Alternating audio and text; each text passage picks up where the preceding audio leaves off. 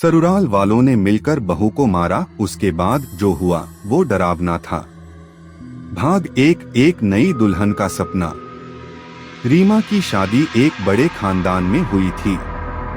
पति अमन से उसे बहुत प्यार था, लेकिन ससुराल वालों का रवैया अजीब था। सास हमेशा उसे ताने मारती, जेठानी जलती थी और देवर भी अजीब नजरों से देखता था। अमन अक्सर बाहर रहता, इसलिए रीमा को अकेले ही सब कुछ सहना पड़ता था। भाग 2 हत्या या आत्महत्या। एक दिन अमन को शहर से बाहर जाना पड़ा। उसी रात रीमा की चीखें हवेली में गूंज उठीं। जब लोग दौड़कर उसके कमरे में पहुंचे तो वह छत से लटकी हुई मिली। ससुराल वालों ने इसे आत्महत्या बताने की कोशिश की, लेकिन पड़ोसियों को शक था। कुछ लोगों ने दावा किया कि उन्होंने रीमा को मदद के लिए चिल्लाते सुना था। भाग 3 हवेली में अजीब घटनाएं। रीमा की मौत के कुछ दिन बाद ही हवेली में अजीब घटनाएं होने लगी। आधी रात को बर्तनों के गिरने की आवाजें आती, दीवारों पर खून जैसे धब्बे दिखते और कभी कभी रीमा की परछाई दिखाई देती।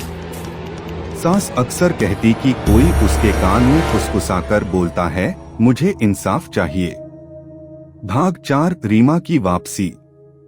एक रात जब सास अकेली थी तो उसने बाथरूम के शीशे में रीमा को देखा। लाल आंखें, बिखरे बाल और चेहरे पर वही तकलीफ। सास जोर से चिल्लाई और बेहोश हो गई। सुबह उसे घर के आंगन में मरा हुआ पाया गया।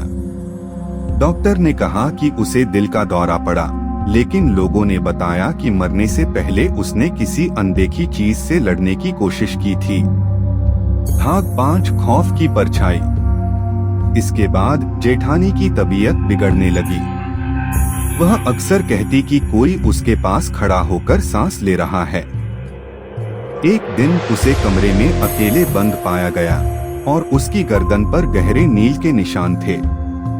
जब उसने होश में आकर बताया तो कहा, रीमा आई थी, वो इंसाफ चाहती है। भाग 6 सच सामने आया। अमन जब वापस आया तो घर का हाल देखकर दंग रह गया। उसने अपने एक दोस्त की मदद से रीमा की मौत की दोबारा जांच करवाई।